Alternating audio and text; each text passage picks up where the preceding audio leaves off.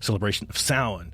The first was, again, I'm going to try this, Feralia. So the first was Feralia, a day in late October when Romans traditionally commemorated the passing of the dead. The second was a day to honor Pomona, the Roman goddess of fruit and trees. The symbol of Pomona is the apple, and the incorporation of this celebration into the Samhains, or the tradition of Samhain, probably explains the tradition of bobbing for apples that is commonly practiced today around Halloween. I remember doing that as a kid. So I grew up in at least the earlier years of my upbringing. My Halloween experience were not as great as maybe what they are now, because I grew up in kind of like a hyper-religious kind of, I won't say family, but with a hyper-religious mother, and she kind of got in that kick of like Halloween's of the devil, and we don't celebrate Halloween, but we'll do something different. We'll go to church and we'll do trunk or treat. So they basically had all the same, like, these costumes, as long as it wasn't of ghoulish or evil appearing things.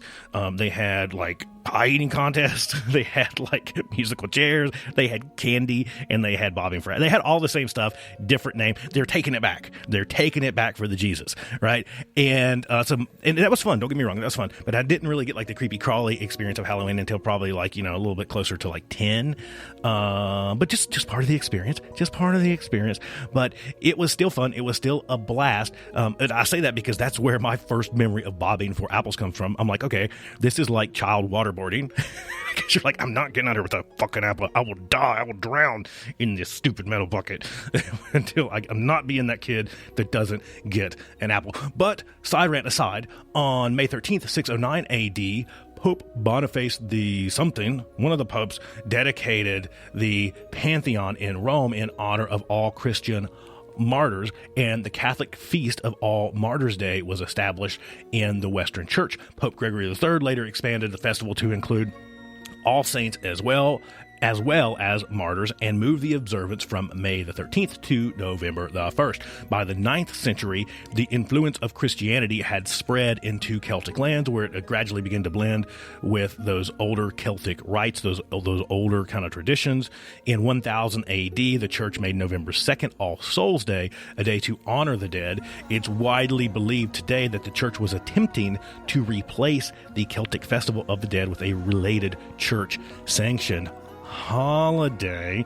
So not saying anything good or bad, but let's just state a fact here that any of that kind of old stuff that the church at the time was really good at going like, that shit's bad, we're going to crush it, and the best way that we can crush it isn't by trying to like extinguish it. Let's fucking get in there and kind of worm our way in there and make it ours. Again, let's get away from the old school traditional stuff and let's make it about the Jesus.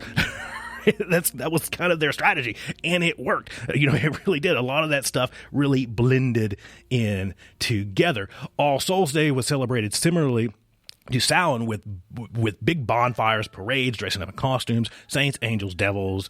The All Saints Day celebration was also called All Hallows Eve. So you're starting to see how we're getting there, right? We're starting to get there. And this whole All Hallows Eve becomes ding, ding, ding, ding, ding, ding. You get it. It becomes what we know as Halloween. So the celebration of Halloween was extremely limited in colonial New England because of this kind of rigid Protestant belief system there. Halloween was much more common in Maryland and the southern colonies, as the beliefs and customs of different European ethnic groups and the American Indians, the Native Americans, meshed. A distinctly American version of Halloween started to emerge, with the first celebrations including play parties, which were public events held to celebrate the harvest. Neighbors would share their stories of the dead, tell each other's fortunes, dance, and sing. So a lot of those kind of golden thread through kind of more of those original beliefs are still carrying through. Colonial Halloween festivals also featured the telling of ghost stories and mischief making of all kinds. By the middle of the 19th century, annual autumn festivals were common, but Halloween was not yet celebrated everywhere kind of in the country. So it was kind of patchy, right? It was based off of, American being a country of immigrants, a melting pot, right? And then obviously our Native American friends that were here first, right? Those folks, all these kind of bits and pieces based off of where you were geographically in the state, what region you were in, and who had basically migrated to those regions really determined if Halloween was celebrated and how it was celebrated. And there were areas where it was practically unknown, or at least not talked about or celebrated at all, right? It wasn't celebrated everywhere. In the second half of the 19th century, America was flooded with a whole new wave of immigrants, and these new immigrants, especially the millions and millions of Irish folks fleeing the Irish potato famine, helped to popularize the celebration of Halloween nationally. So borrowing from those European traditions, Americans began to dress up in costumes, go house to house, asking for food or money. And I think we should start asking for money again. Like, I love freaking Twix bar, but if I'm like, hey, give me $5, I don't think local law would allow that nowadays. But asking for food, asking for money, that practice eventually evolved into what we commonly call today trick-or-treating, the tradition of trick-or-treating. Young women believed that on Halloween, they could divine the name or appearance of their future husband. So here's some of the trick, right? We're talking on the trick side of this. They could basically come up with the name of their future husband by doing tricks with yarn, apple parings, or mirrors. So you're looking back and you're thinking about the stuff we just talked about with kind of Celtic tradition, and through some of those other bits of that where they're talking about, seeing into the future and doing kind of all that stuff. And here it is. It's back, right? It's the same piece, just a different kind of approach of mostly young women going, hey, you know what? Let's do this yarn trick. Let's do this apple pairing. Let's use the mirrors, and I'll be able to see into the future, or at least kind of manifest the name of my future husband. I wish I would have known that back when I was like 15, right? It would have saved me a lot of heartache, and as we all could have. That would have helped me found my future husband way sooner. than I could have found Jarrell, my partner, like way earlier, I think, if I would have done the yarn trick. So maybe that's the pro tip. Maybe that's the pro tip for all you single folks out there looking for your man. Maybe do the yarn thing. I don't know. Maybe try the apple thing. Do that on Halloween. That barrier's a little light at the time. You might be able to just discern a name. In the late 1800s, there was a big push to mold Halloween into a holiday more about community and neighborly get-togethers than about ghost pranks and the dreaded witchcraft. At the turn of the century, Halloween parties for both children and adults become the most common way to celebrate the day. Parties focused on games, food, and, just the festive stuff like costumes and all the kind of fun stuff that we're starting to love today about Halloween, or do love about Halloween today. Parents were encouraged by newspapers and community leaders to take anything frightening or grotesque out of Halloween. That sounds pretty familiar to my childhood. Maybe I was living in the 1800s. Maybe that's the lesson here. But because of these efforts, Halloween lost most of its superstitious and religious overtones by the beginning of the 20th century. By the 1920s and 30s, Halloween had become a secular but community-centered holiday with parades and town-wide Halloween parties as kind of the main piece of entertainment.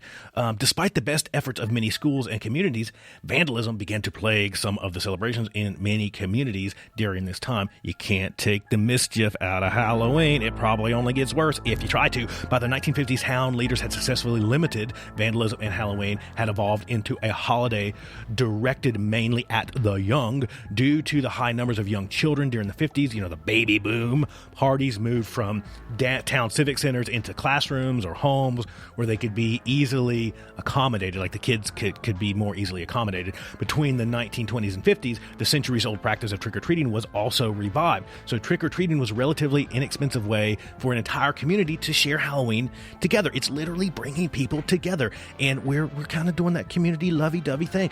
As creepy as Halloween can be, as we said, all those kind of things that we love, that kind of scary undertone of Halloween, which is good. I like it. I like that part. It's also that community piece. We can come together. We can see our neighbors, folks. We can meet new people, and it's just that we can share in that entire celebration together. It makes it fun. So families could also prevent tricks from being played on them. This is kind of where this piece comes in. You can also prevent the tricks by providing the neighborhood children with small treats. It was almost like a form of bribery. It's like, stay out of the mischief. I'll give you some candy. Here's here's some chocolate. Here's an apple. Maybe the house with the apple. Like, the house that gives out toothbrushes, that's the one that usually gets egged.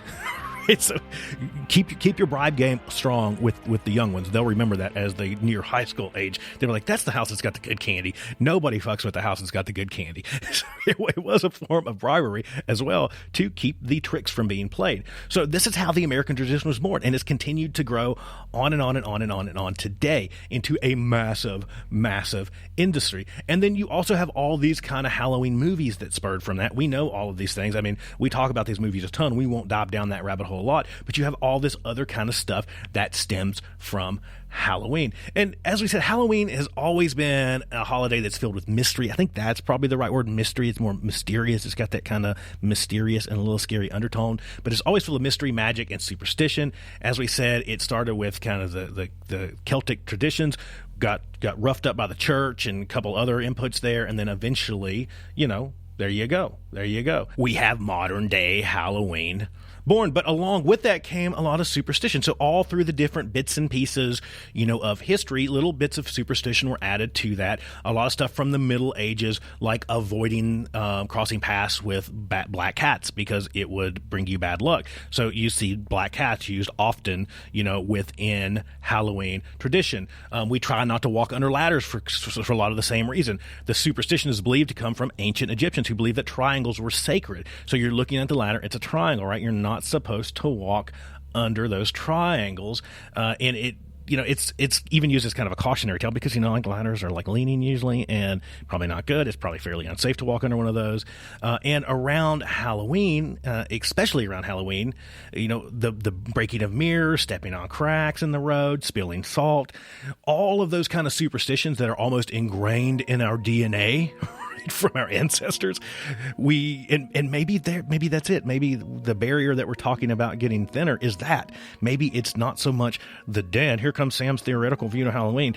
But maybe it's not that the barrier between the living and the dead is actually thinning. It's maybe that we're just feeling more connected with those traditions, feeling more connected with those ancestors, because this time of the year has been celebrated in some form, shape, or fashion, whether we call it Halloween or something else, by pretty much all of our ancestors. And we're feeling more connected to those. And now these kind of superstitions that are ingrained in their essence, in our DNA, they kind of get a little closer to the surface and go, oh, fuck those black cats. Do not break them out. Drop some salt. Throw some salt on them. That kind of stuff. But I think it's super, super duper cool. I fucking love Halloween. I'm a nerd for the history of Halloween. And that's a pretty high level, bit of Halloween. But I wanted to go through a little bit of, kind of Halloween, facts to trick or treat your friends. If you're looking for some Halloween trivia, if you want to be the nerd of the party, it's pretty good. And we already said the first one. We already went through the history, but the holiday goes back more than 2,000 years.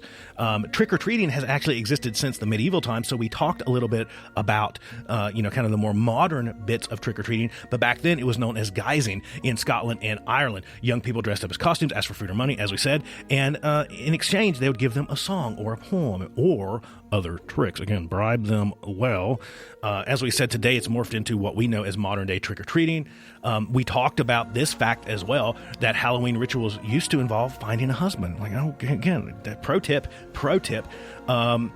Another important piece to pull from this is immigrants helped popularize the holiday in the U.S., right? As we said, the Irish potato famine, so in the 1840s, that big wave of our Irish friends and fam, that helped a ton. During World War II, trick-or-treating was halted because of sugar rationing. So you had rations. So imagine World War II.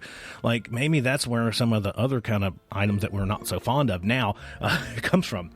Now Halloween is the second largest commercial holiday in the country. It comes in only after Christmas, and consumers spent approximately $9 billion on Halloween last year. According to the National Retail Federation, you can go look those up. That's a lot of fucking stuff. That's a lot of stuff. The average American spends, again, average, $86.27 on Halloween every single year. That's not me. I'm broke after Halloween because I go fucking ham. How crazy. The Irish are who brought us jack-o'-lanterns. So the story goes, an Irish man named Stingy Jack tricked the devil and therefore was not allowed into heaven or hell. So he spent his days roaming the earth carrying a lantern that went by Jack of the Lantern. There you go. They used to be carved out of turnips, potatoes, and beets. So the pumpkin wasn't the main one. You know, carve you a nice turnip this year if you want to go all tradish on the Halloween stuff.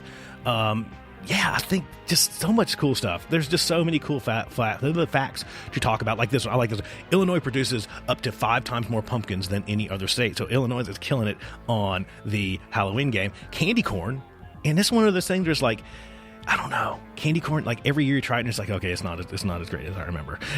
I'm pretty sure there's like an old joke, I don't remember the comedian, but it's like they recycle the candy corn every fucking year, like nobody actually eats it. But I'll give you a pro tip.